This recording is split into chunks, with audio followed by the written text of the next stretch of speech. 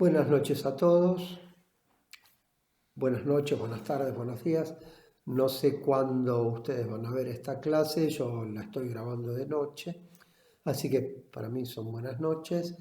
Para empezar me presento, mi nombre es Oscar González, yo soy licenciado en psicología, soy psicólogo social, soy docente universitario, docente aquí en la itinerante hace muchos años. Y voy a estar con ustedes durante 4 clases.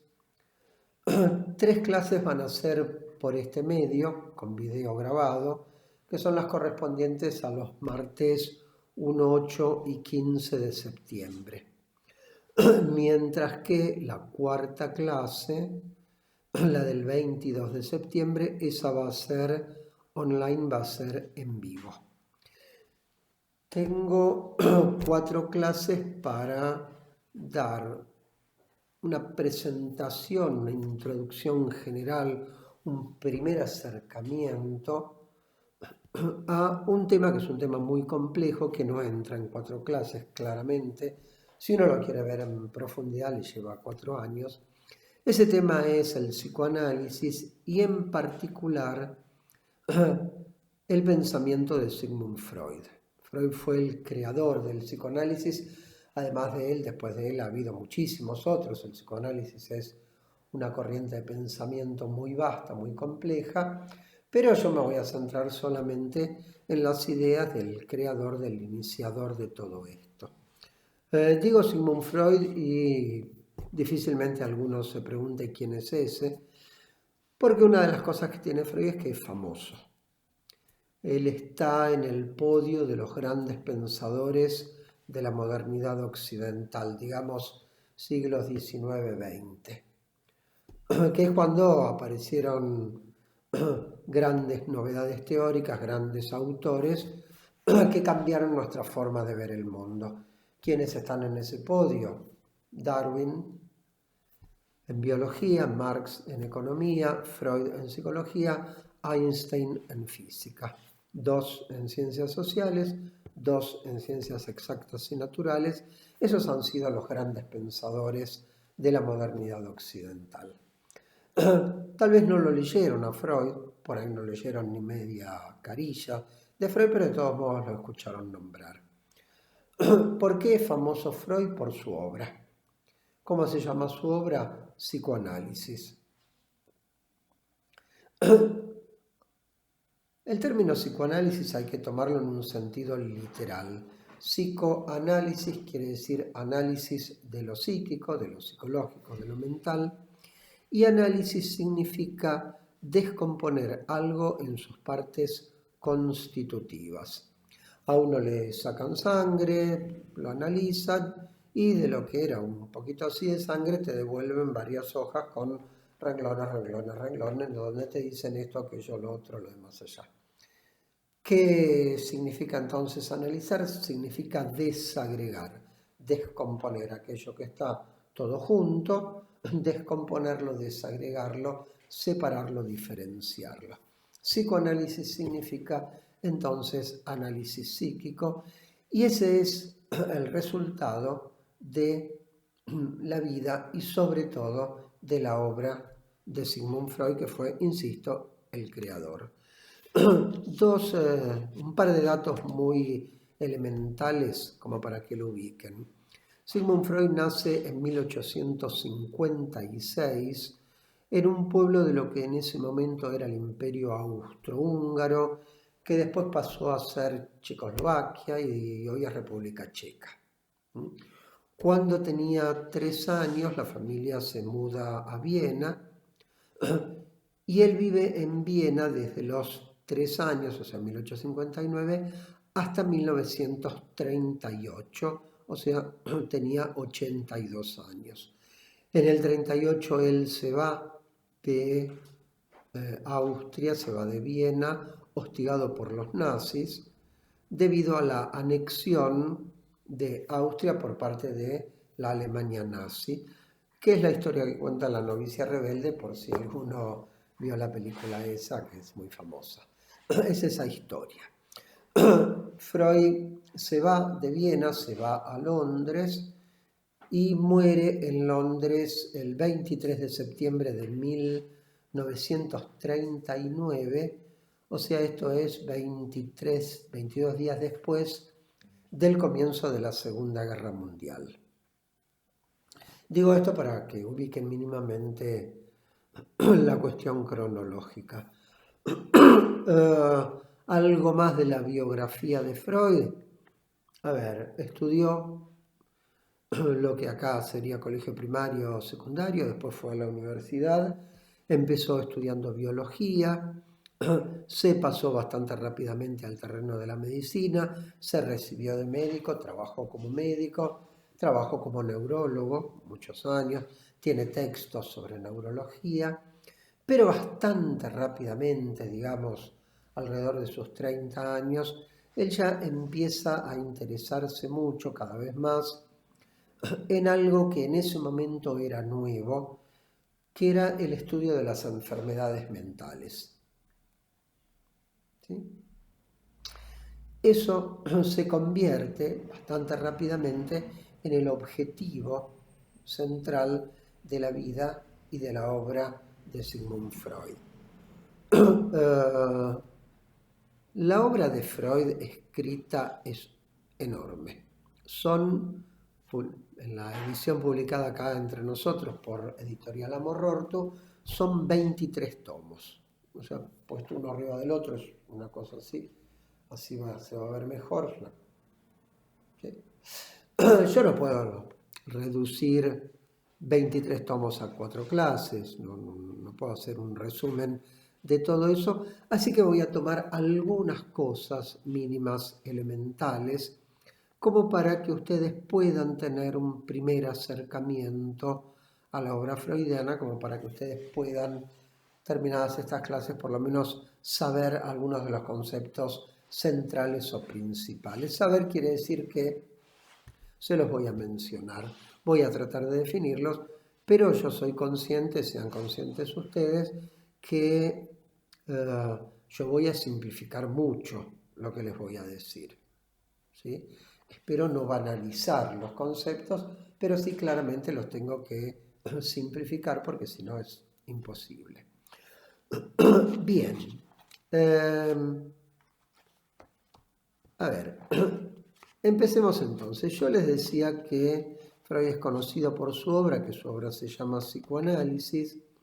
Si ustedes me preguntan qué es el psicoanálisis, yo les puedo decir que Freud se hizo esa pregunta y se la respondió. Y él dijo que el psicoanálisis eran 3 cosas al mismo tiempo. En primer lugar, se entiende por psicoanálisis una teoría general de los procesos mentales, psíquicos, anímicos, sanos y enfermos, desde el comienzo hasta el final de la vida, pasando por todas las etapas intermedias, y no solamente los procesos mentales individuales, pensamientos, deseos, fantasías, temores, etc., sino además también procesos psíquicos colectivos. Esto Freud lo trabaja en una serie de textos que se llaman los escritos sociales de Freud o los escritos de psicoanálisis aplicado, que son sumamente interesantes, pero no los voy a poder trabajar hoy acá, ni en estas clases. De toda esa obra, insisto, yo voy a tomar algunas cosas nada más y la enorme mayoría la voy a dejar de lado. Entonces, en primer lugar, el psicoanálisis es una teoría general de los procesos psíquicos sanos y enfermos. En segundo lugar, el psicoanálisis es un método de investigación de esos procesos mentales sanos y enfermos. Porque Freud no era un especulador, no era un filósofo, no era alguien que se encerraba en su estudio a meditar acerca de las cuestiones del mundo. De ninguna manera. Freud era un investigador y era un gran investigador, que había empezado investigando en el terreno de la biología, de las ciencias naturales, pasó por la neurología, tiene escrito un libro sobre neurología y terminó en el terreno de la psicología. La investigación que hace Freud no se ocupa, o mejor dicho, no utiliza pruebas, test, experimentos, laboratorio, ni nada que se le parezca. ¿Cómo investigó Freud? Hablando con la gente, hablando con sus pacientes, en particular, más que hablando, escuchando. Cuestión clave para la psicología en cualquier rama que ustedes quieran, lo primero es escuchar. Y Freud fue alguien que tuvo una enorme, gigantesca capacidad de escuchar y de comprender al otro. Entonces, el psicoanálisis es una teoría general de los procesos psíquicos, es un método de investigación y, en tercer lugar, es una terapia, una psicoterapia. Psicoterapia quiere decir tratamiento de lo psíquico por mediación de lo psíquico. ¿Y qué es una terapia por lo psíquico? Por la palabra. Se los dije recién, Freud lo que hacía era escuchar y hablar con sus pacientes y tratar de ir entendiendo, comprendiendo qué le decían, con qué tenía que ver, por qué este síntoma, por qué tal rasgo de carácter, etc. La construcción de la teoría a Freud le llevó 50 años. ¿Sí? Se pasó 50 años trabajando, atendiendo, investigando y escribiendo, produciendo teoría, los 23 tomos que les dije antes. ¿Sí? O sea que las ideas de Freud no son el resultado de la especulación, sino que son el resultado de la investigación, de una investigación empírica, de lo que después otro autor llamó una investigación operativa, una investigación en acto, en acción. Investigaba atendiendo. ¿Sí? Después escribía, iba y venía entre su teoría, su clínica, sus ideas, etc. Entonces, el resultado de todo eso es psicoanálisis. Freud parte, como todos los autores, por supuesto, de algunos axiomas. Un axioma es un postulado inicial, es de donde alguien arranca. Y Freud tenía dos postulados de base. El primero era que todo acto psíquico, externo o interno, externo quiere decir conducta, acto, acción, interno quiere decir pensamiento, etc., ¿no? Todo acto psíquico, externo o interno, tiene causas. Acá está con el principio de causalidad de la ciencia. La ciencia lo que va a decir es que nada pasa porque sí, todo tiene causas, pero las causas son complejas, nunca es una causa simple. Siempre son distintos factores, distintos procesos que terminan coincidiendo y provocando algún tipo de resultado. Todos los procesos mentales tienen causas, pero además todos los procesos mentales tienen sentido. Y la palabra sentido quiere decir dos cosas. Quiere decir significado, o sea, que todo acto psíquico quiere decir algo, significa algo, pero además sentido quiere decir dirección. Por lo tanto, todo acto psíquico también apunta a algo, quiere conseguir algo. Que lo consiga o no es otro tema. ¿Se entiende?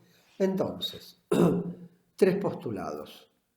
El de la causalidad, el del significado y el de la direccionalidad. La idea freudiana es que la mente humana es una mente simbólica. Somos seres de sentido, cosa que no son los animales. Eso es exclusivamente nuestro. Los animales no manejan símbolos, nosotros sí. La bandera es el símbolo de la patria, la bandera no es la patria. Los animales no tienen nada parecido a un símbolo. Se mueven por señales, eso es cierto, pero una señal no es un símbolo. Un símbolo es una cosa que representa o sustituye a otra. Y los animales no reconocen representaciones, no reconocen sustituciones. Entonces, nuestra mente es una mente diferente a la de los animales. No se puede tomar al animal como modelo para entender la mente humana de ninguna manera. Estamos muy por encima de cualquier animal, aún el más inteligente. Lenguaje tenemos nosotros, no hay lenguaje en los animales. A veces se dice el lenguaje de las abejas, el lenguaje de los delfines, pero no son lenguajes. De ninguna manera es un sistema de señales, que no es lo mismo, es otra cosa diferente, es obviamente muy inferior el sistema de señales al lenguaje, que es de sentido, de significado, cosa que ya dije que los animales no tienen. Entonces, con estos postulados y una gran capacidad de investigación, Freud construyó una obra que es monumental, los 23 tomos ya mencionados. Yo voy a dar algunas cositas nada más de las ideas freudianas, no puedo, ya dije, resumir esos 23 tomos. Entonces vamos a empezar por algo que no está de ninguna manera en el comienzo de la obra freudiana. Freud no parte de esto que yo les voy a mostrar ahora, sino que parte de otros lados, llega a esto. De todos modos, llega a esto que les voy a mostrar ahora muy tempranamente. Este esquema que les voy a dibujar ahora en el papel, él lo formula en un libro de 1899 que se llama La interpretación de los sueños. Interpretar significa descubrir el sentido oculto de algo. Ese libro, La interpretación de los sueños, que son 600 páginas, hay que leerlas, ese libro es el gran libro del psicoanálisis.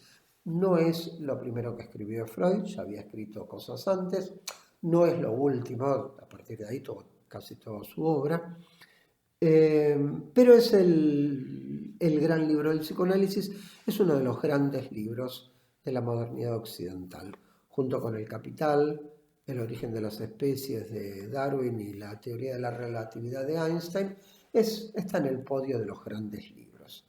En ese libro, en la interpretación de los sueños, Freud formula su primera hipótesis acerca de la estructura y funcionamiento de la mente humana. Y para explicar esto, él hace un gráfico, un dibujo, que quede claro que yo voy a hacer ahora un dibujo acá, pero no es que tenemos esto en la cabeza. Y si alguien tiene esto en la cabeza, que vaya corriendo al neurólogo porque tiene problemas. Él va a dibujar a la mente humana como si fuera una especie de huevo. Este dibujo que tienen acá, ¿se ve? Lo primero que se ve en este dibujo es que ese huevo no está cerrado, sino que está abierto y no tiene una abertura, sino que tiene dos, una arriba y una abajo. Arriba y abajo son metáforas, por supuesto, porque esto es un dibujo. Lo primero que nos dice Freud entonces con este dibujito es que nuestra mente, a la cual él llama aparato psíquico, nuestra mente no está encerrada en sí misma. No vivimos en un tupper, no somos autistas, no crecimos arriba de una palmera de ninguna forma. Este aparato psíquico tiene dos aberturas y las aberturas, igual que puertas y ventanas, sirven para el intercambio, para que algo entre y salga, que pueden ser las personas, puede ser la luz, el sol, el aire, lo que venga. Entonces, este aparato psíquico tiene una doble conexión. Hacia arriba es una forma de decir, por supuesto, se conecta con el mundo exterior. Ese mundo externo, del cual tanto hablamos en psicología social, ese mundo externo del cual nosotros recibimos de manera permanente mensajes, señales, estímulos que llegan hasta nosotros. Hacia abajo, este aparato psíquico está abierto, por lo tanto está conectado con el cuerpo. con el cuerpo, el organismo, la biología, del cual también nosotros recibimos de manera constante mensajes, señales, estímulos. Entonces, fíjense ustedes que la mente humana sería como un intermediario simbólico de sentido entre el cuerpo y el mundo. El mundo, en primer lugar, los otros, por supuesto, la familia, los vínculos, y de ahí vamos cada vez más lejos los grupos, las instituciones como la escuela, los medios de comunicación, la sociedad en su conjunto, el mundo en su conjunto, porque hoy vieron que una noticia llega en tiempo real a cualquier lado. Por lo tanto, podemos estar conectados con cualquier lugar del mundo en tiempo real. Entonces, lo que nos va a decir Freud es que la función primordial de esta mente es la de recibir los estímulos que provienen del mundo y del cuerpo. Recibirlos, procesarlos internamente y tramitarlos. Tramitarlos quiere decir, darles trámite, quiere decir hacer algo. O sea, que en el viejo esquema que habrán visto más de una vez de estímulo-respuesta, entre el estímulo y la respuesta lo que ponemos es la mente humana. Cada uno recibe los estímulos del mundo y del cuerpo, los interpreta, los decodifica, les asigna un sentido y después responde, el trámite, lo tramita, y después responde de una manera que es peculiar. Lo que quiero decir con esto es que frente al mismo estímulo, externo o corporal, cada uno va a tener una reacción diferente. Tomemos el ejemplo hoy de la pandemia, ¿sí? No todo el mundo reacciona igual frente a la pandemia de ninguna manera. Más aún, yo creo que desde el comienzo, y todavía se mantiene, hay por lo menos 3 reacciones, a nivel social me refiero, frente a la pandemia. Hay un sector que entró en pánico, se metió bajo la cama y no quiere salir, y que cuando esto termine hay que ver si pueden salir y cómo, cuánto les va a costar. Hay otro sector en el medio, digamos, que son los que tomaron conciencia, están preocupados, están asustados, se angustian, se cuidan, pero de todos modos, ¿sí?, con todos los recaudos, siguen saliendo. Y después tenés otro sector heterogéneo, porque ahí adentro hay de todo, en cualquiera de los 3 hay de todo, que son los negacionistas. Los que dicen que esto es mentira, que es una conspiración, que esto es un intento de manipulación, que no quieren mascarilla, no quieren vacuna, no quieren nada, ¿sí? Por supuesto, una persona puede pasar de una posición a otra varias veces inclusive, pero me parece que estos son los 3 grandes grupos. Digo esto a nivel de la reacción de la gente, después podemos pensarlo por arriba. El COVID no hace política, pero nosotros hacemos política con el COVID, ¿sí? Entonces ahí arriba uno tiene políticos, gobierno, oposición, medios de comunicación, periodistas, etcétera, que tratan de empujar para un lado o para el otro. No estoy hablando de eso, estoy hablando de las reacciones de la gente. Lo mismo podríamos pensar con aquello que viene del cuerpo.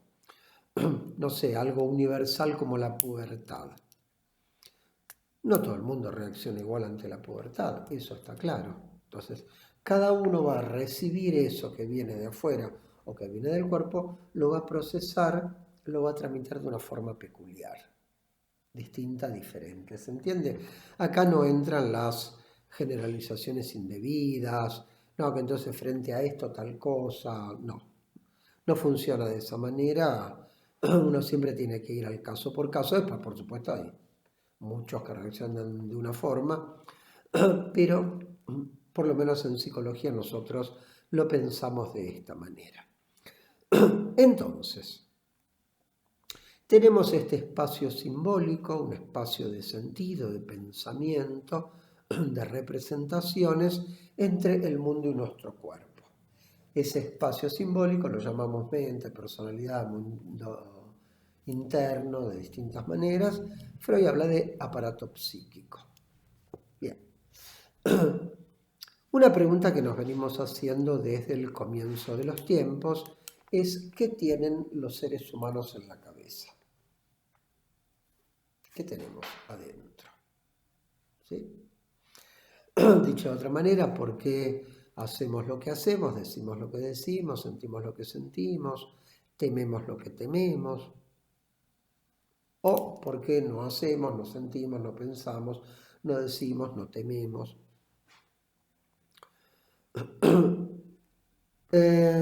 Empecemos entonces a buscarle una respuesta a esta pregunta, que es vieja como el mundo, de qué tenemos en la cabeza. Empecemos entonces por la relación de la mente, del aparato psíquico, con el mundo externo, ¿sí? O sea, con aquello que viene de afuera. Las cosas llegan hasta nosotros, ¿sí? Pero nosotros las captamos. Y las captamos a través de un sistema que tiene una base neurológica, biológica por supuesto, que es el sistema de la percepción. En concreto, captamos los estímulos que vienen del mundo a través de los órganos de los sentidos. Los órganos de los sentidos son órganos que están destinados a captar ciertos estímulos específicos que vienen del mundo. El ojo capta formas, colores, pero no capta texturas, ni pesos, ni capta sabores. La boca, el sentido del gusto, capta los sabores, pero no capta los olores los capta el olfato, que no tiene idea de los colores, y así vamos y venimos. Después nosotros, por supuesto, lo que hacemos es ensamblar, articular los distintos canales sensoriales, pero esos órganos de los sentidos, de la percepción, son independientes en principio unos de otros. Entonces las cosas llegan hasta nosotros, las registramos mediante la percepción, mediante los sentidos. Eso que llega hasta nosotros, hasta la percepción, que es como la mesa de entradas, esos estímulos que llegan hasta nosotros, ¿se quedan acá, ahí en la superficie, donde estaría la percepción? No, no se quedan ahí, sino que siguen camino. Van para adentro, digamos, ¿no? En términos neurológicos, llega el estímulo lumínico, se forma la imagen en la retina, pero de ahí lo manda para arriba por el nervio óptico hasta el cerebro, ¿sí? Entonces, yo percibo las cosas que vienen de afuera, ¿con qué? Con los órganos de los sentidos.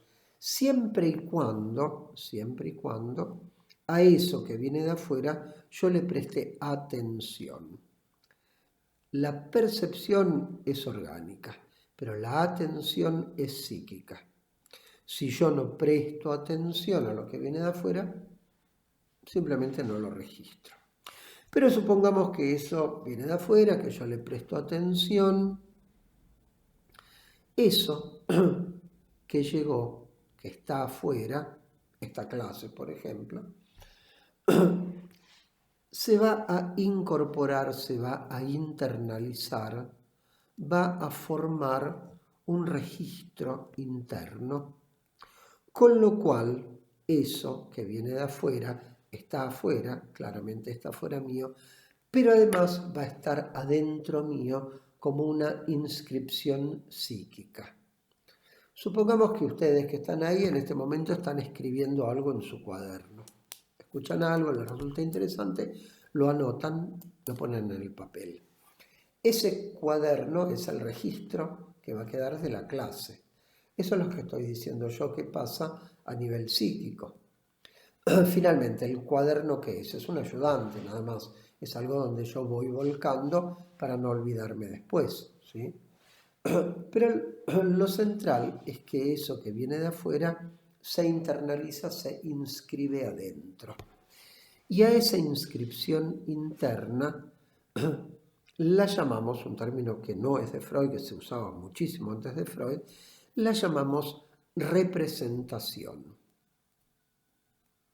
O sea que la representación es la inscripción interna de eso que viene de afuera. Un mensaje, una señal, un sonido, una noticia, una presencia, una ausencia, lo que fuere. ¿Se entiende esto? Eso está ahí afuera, pero también está adentro mío.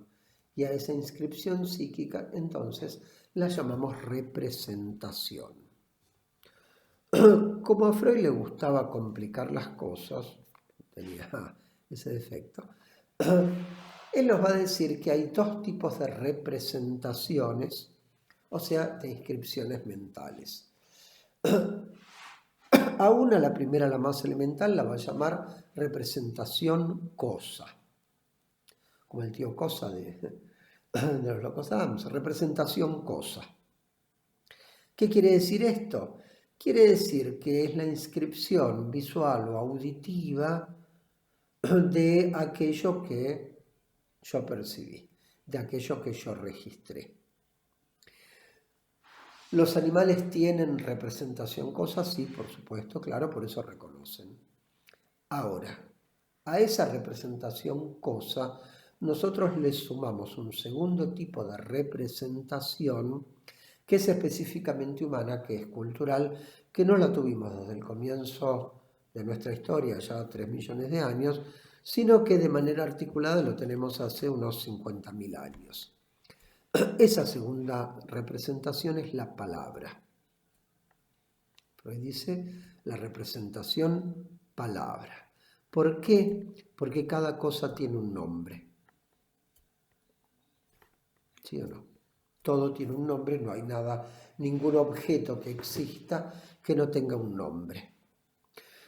Un bebé de 6 meses reconoce, por supuesto, a la mamá, al papá, etc., al perro, pero también reconoce al cochecito y el llavero, y sabe que cuando agarran el llavero va a salir a pasear y se pone contento.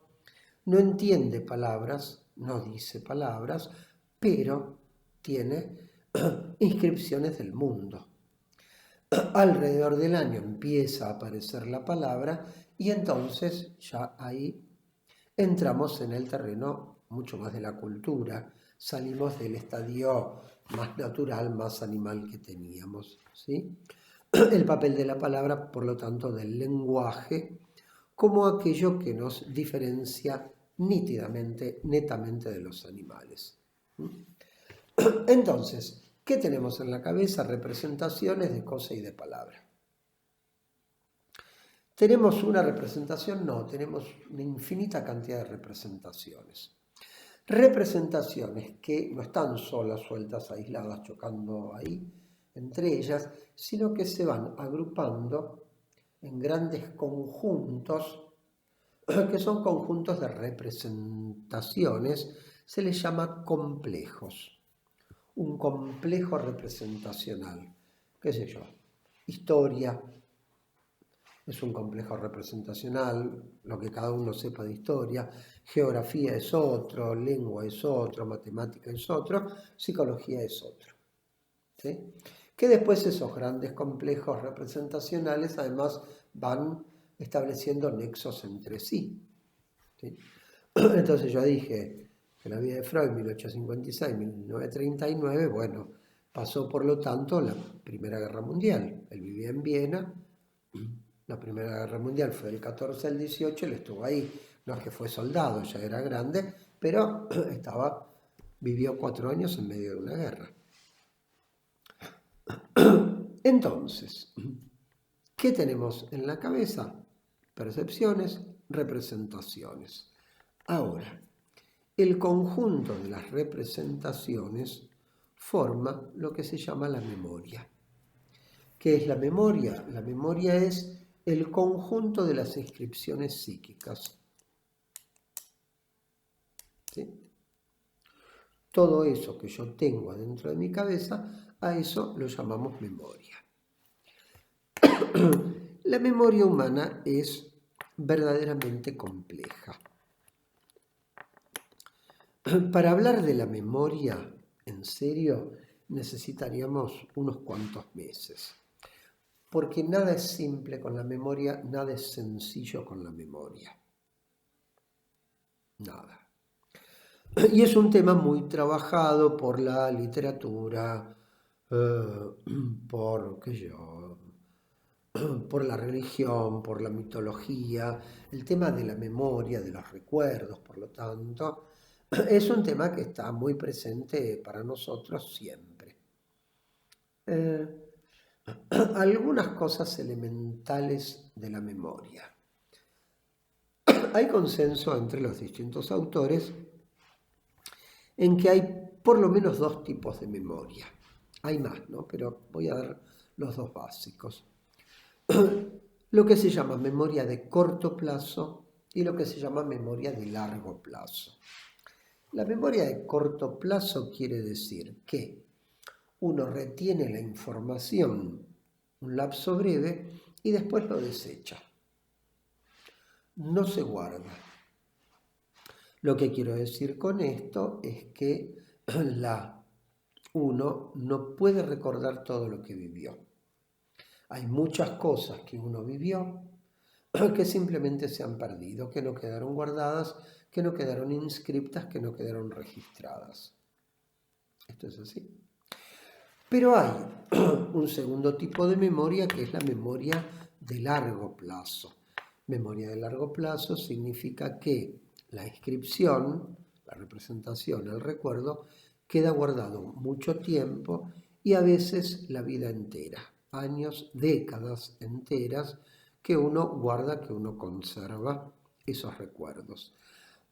Esto es muy importante, tal es así que es una prueba muy simple que el médico le hace a alguien que tuvo algún traumatismo, desmayo, etc., ¿no? Le empiezan a preguntar cosas que uno dice son tonterías. ¿Cómo se llama? Su número de documento, dónde vive, quién es el presidente. Sí, ¿cómo no vas a saber eso?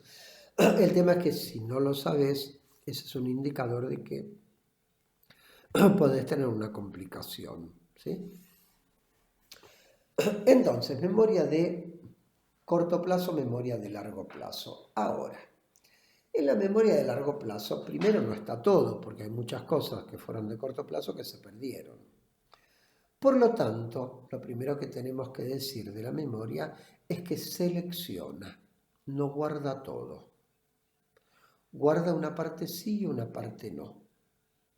Pero además de eso, Cortázar decía, tiene un texto muy lindo sobre estos temas, él decía que yo la verdad no puedo decir mi memoria, porque si yo digo mi memoria, estoy significando que es mía y yo la manejo, yo la domino, yo hago lo que quiero.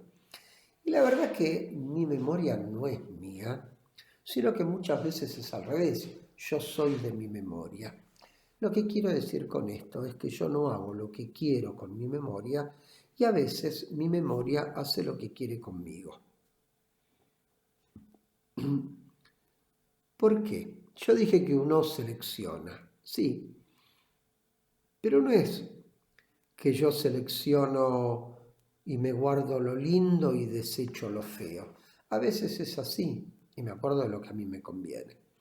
Pero hay veces que no es así, sino que uno desecha lo lindo y se queda con lo feo o se queda con lo insignificante. Entonces te encontrás con gente que te dice, yo la verdad pagaría por acordarme de algo y no me lo puedo acordar. O te dicen, yo pagaría por olvidarme de algo y no me lo puedo sacar de la cabeza. ¿Se entiende? La memoria es muy compleja, uno no maneja a su memoria para nada. Yo no retengo todo como puede retener este video que va a grabar la cosa tal cual está. Y no solamente eso, sino que una vez que está seleccionado y está inscrito, con el paso del tiempo la memoria va cambiando. Se va como angostando porque se van perdiendo recuerdos y además empiezan a aparecer procesos como de mezcla, de condensación, de sustitución, donde yo tenía un recuerdo de esto, pero después me di cuenta que le agregué algo de otro lado y de otro también, o algo que pertenecía acá, en realidad lo saqué y lo mandé para otro recuerdo. ¿Se entiende? La memoria humana es una memoria viva, es una memoria que se mueve, no es estática, no es el cuaderno que va a estar siempre igual. ¿Sí? A eso Freud lo llama el trabajo de la memoria. Entonces, ¿qué tenemos hasta acá? Percepción, representación, memoria, corto plazo, largo plazo. Vamos a dar un paso más. Este aparato psíquico, que yo dibujé como un huevo, no es un loft, donde está todo junto, todo mezclado. Este aparato psíquico tiene divisiones, tiene sistemas internos. Hay un primer sistema superficial en contacto estrecho con la percepción del mundo exterior, que es el sistema de la conciencia. Freud lo llama así, conciencia. Por supuesto, no es un término que haya sido inventado por Freud, de ninguna manera. Hacía miles de años que sabíamos que existía la conciencia y que se hablaba de la conciencia. Ahora, hay algunos términos que uno intuitivamente comprende lo que son, pero si los tiene que explicar son un lío. Por ejemplo, materia. Uno intuitivamente sabe lo que es la materia, pero anda a explicarlo. Llama a un físico, te va a tener 6 horas, no le vas a entender nada. Lo mismo pasa con la vida. Uno sabe lo que es la vida, estar vivo y la diferencia entre la vida y la muerte, pero definir la vida es realmente muy arduo. Con el término conciencia pasa eso. Uno intuitivamente sabe lo que es la conciencia, el estar consciente de, pero es muy difícil definirla. Así que no me voy a meter a definir la conciencia, voy a dar por sentado que todos ustedes intuitivamente saben lo que significa ser consciente de algo, y voy a decir sí, que la conciencia es un campo que tiene contenidos. ¿Sí? Y esos contenidos pueden ser las percepciones, las representaciones, los recuerdos, lo que fuere. Ahora, la conciencia como sistema en realidad es muy pequeñito. Porque yo podría hablar de todas las cosas que yo puedo ser consciente. De mí, de los otros, de mi cuerpo, de mi mente, de mis sentimientos, de mis anhelos, del pasado, del presente, del futuro, de la familia, del mundo. Pero eso no quiere decir que yo sea consciente de todo eso al mismo tiempo. Eso es imposible. Porque, y acá vuelve a entrar la atención, yo puedo ser consciente, o sea, puedo percibir, puedo registrar una cosa, 2 ya es mucho, 3 es demasiado. No puedo tener 3 cosas en mi cabeza, en mi atención, en mi conciencia al mismo tiempo. Necesariamente tengo que seleccionar, enfocar acá y el otro va a quedar más difuso. Que es un equivalente de lo que hacemos con los ojos. De todo el campo visual mío, yo voy focalizando acá, allá, del otro lado. En mi atención, en mi percepción, en mi conciencia, va a estar lo que yo miro. ¿Se entiende, no? Entonces, tenemos que la conciencia parece un campo muy grande, pero es muy pequeñito. Estrictamente hablando, yo soy consciente de aquello a lo cual le presto atención en un momento determinado. Eso es lo que está en mi conciencia. Yo espero que después de 44 minutos con 30 segundos, la percepción conciencia de ustedes siga en este video. Porque si no está puesta acá, ustedes están en otro lado y alguien está perdiendo el tiempo. O yo hablo de gusto o alguno de ustedes está colgado y después no sabe de qué hablé. ¿Se entiende esto? Ahora, ¿dónde está entonces todo aquello de lo cual yo puedo ser consciente, pero no lo soy en un momento determinado? Freud nos va a decir que todo eso está en un segundo sector de lo anímico, al cual él va a llamar el preconsciente, que está separado de la conciencia por una barrera. Fíjense, la conciencia, la línea punteada, el preconsciente. Que hay una línea punteada quiere decir que hay una separación, pero Freud la dibuja punteada para indicar que esa línea, esa barrera, yo la puedo traspasar a voluntad. ¿Qué quiero decir con esto? Yo estoy acá, arriba en la conciencia. Necesito algo que está acá, un recuerdo. ¿Qué hago? Lo vengo a buscar, lo tomo, lo subo, lo llevo a mi conciencia. Cuando no lo necesito más, lo dejo caer de nuevo. Doy siempre los mismos ejemplos en las clases, así que los voy a dar acá también. Les preguntaría, si estuvieran adelante mío, ¿cuánto es 3 por 8? Me van a decir 24. ¿Cuál es el Día de la Bandera? Me van a decir el 20 de junio. Y les preguntaría cómo se llama tu abuela materna, y entonces me dirán Elisa.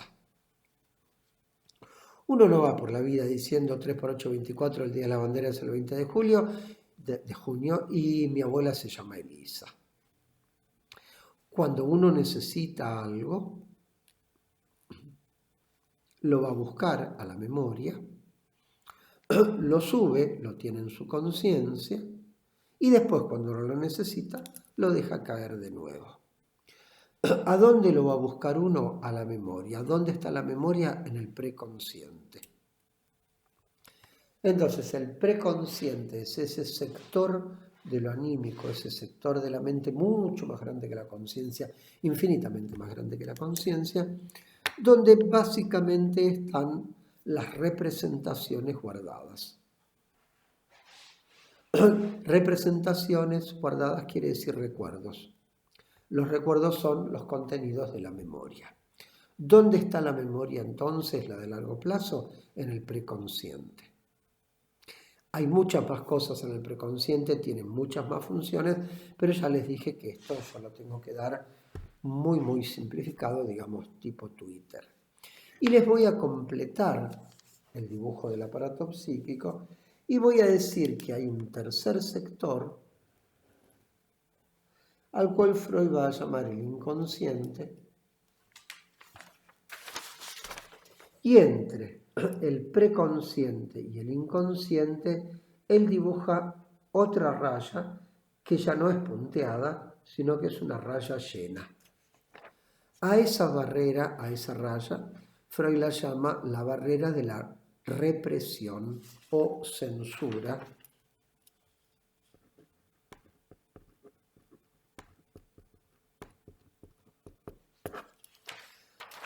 La represión o censura. Y lo que indica Freud, al hacerla llena la línea, es que esa barrera no es traspasable a voluntad. Si yo estoy en la conciencia y quiero algo que está acá abajo, bajo a buscarlo, pero voy a pegar acá contra esta línea y voy a rebotar, no me va a dejar entrar. Y si algo que está acá abajo quiere entrar en el preconsciente, esta barrera no lo va a dejar, lo va a rebotar. Este dibujito encierra toda una teoría de la mente humana. ¿Qué es lo que nos está diciendo? Es que nuestra cabeza está dividida, por lo menos en dos grandes sectores, la conciencia del preconsciente de un lado, el inconsciente del otro. Y lo que nos está diciendo es que una parte de nosotros mismos porque el inconsciente es mío, no es de otro, no es del vecino, una parte de nosotros mismos nos resulta desconocida, nos resulta inaccesible. Es una parte, es un sector a donde nosotros no podemos entrar a voluntad. La primera barrera entre la conciencia y el preconsciente es como una ventana o una puerta que si yo quiero la abro y si quiero la cierro. Y la abro y la cierro cuantas veces quiero. La barrera de la represión funciona distinto. Es algo que nos impide pasar, nos impide llegar. ¿A dónde? Al inconsciente. ¿Se entiende? No es traspasable a voluntad.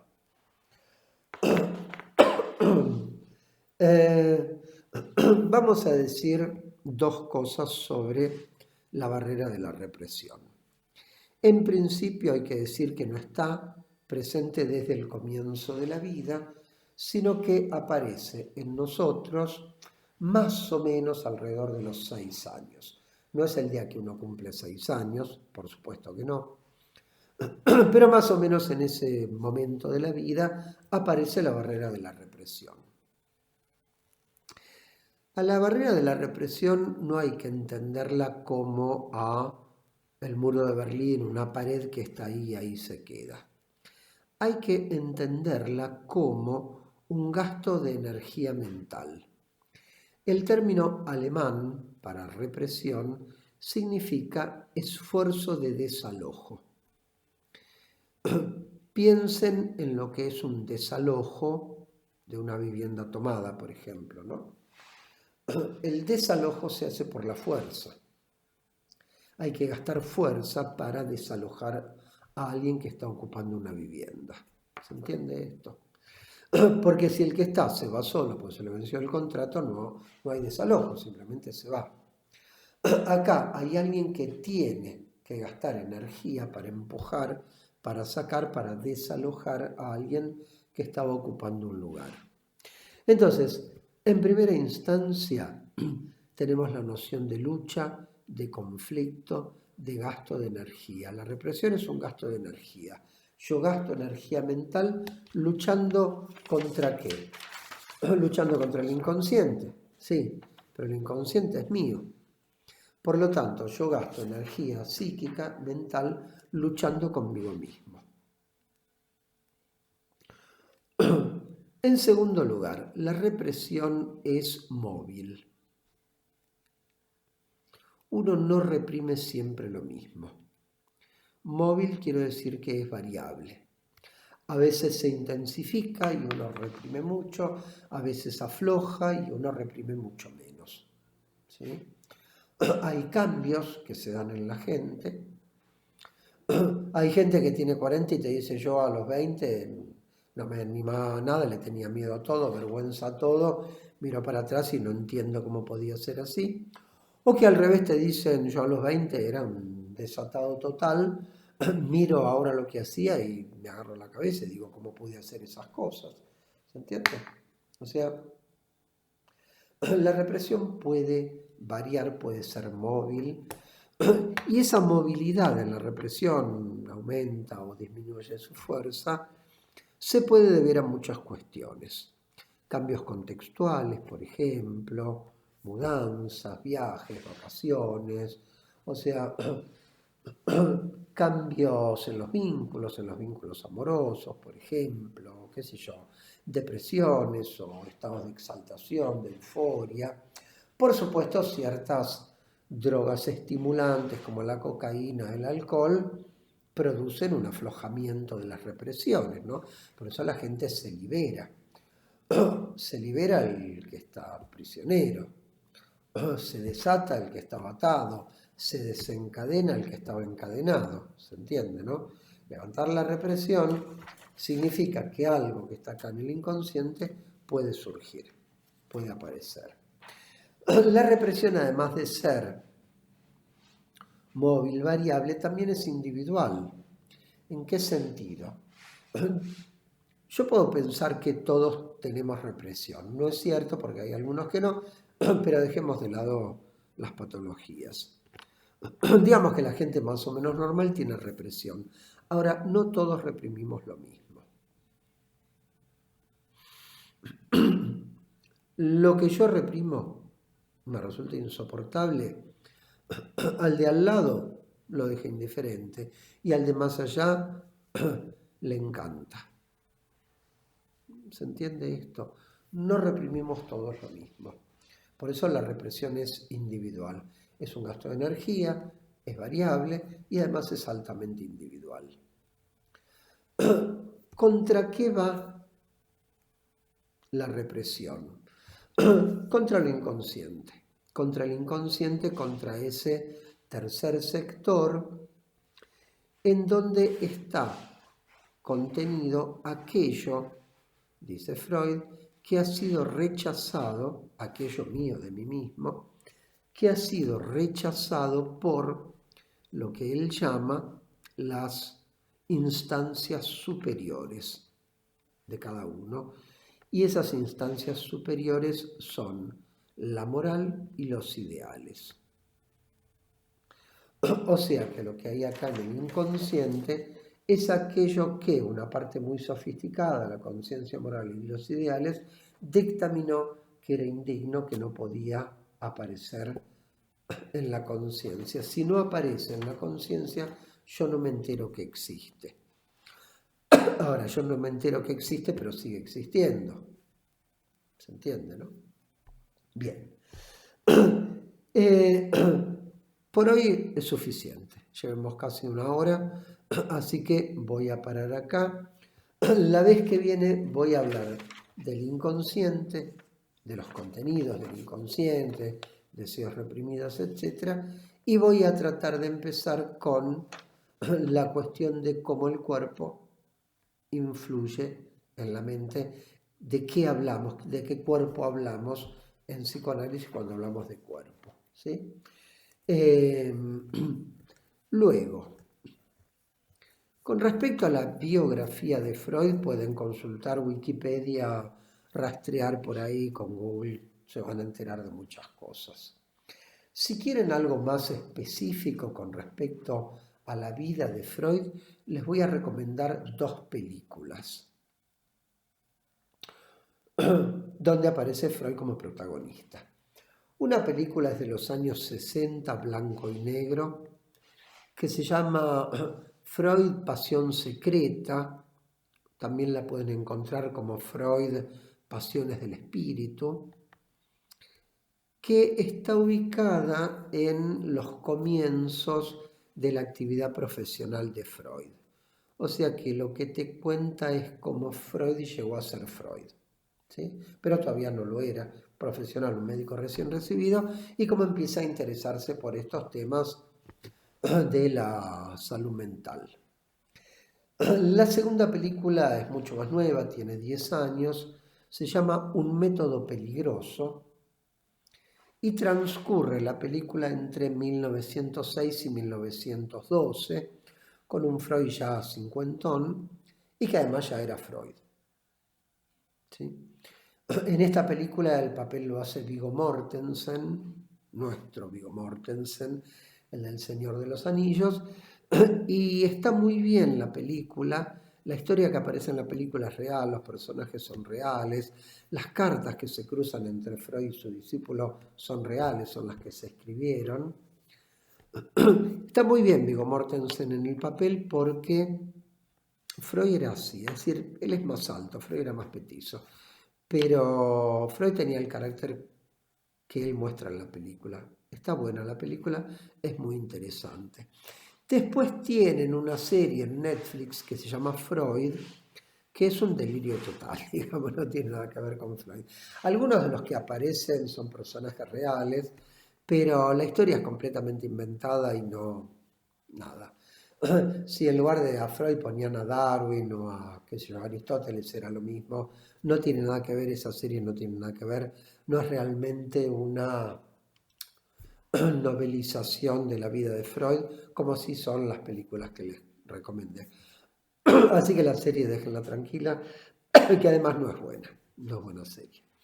Bien, entonces, Llegamos hasta acá. Además de estas clases, ustedes van a tener, por supuesto, las guías temáticas que les harán llegar sus coordinadores. Bien, dejo acá. Nos veremos la semana que viene. Buena semana para todos. Sigamos cuidándonos, ¿sí?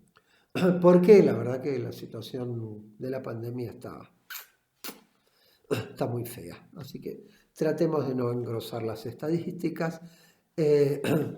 Nos vemos entonces la semana que viene. Buena semana para todos. Hasta luego.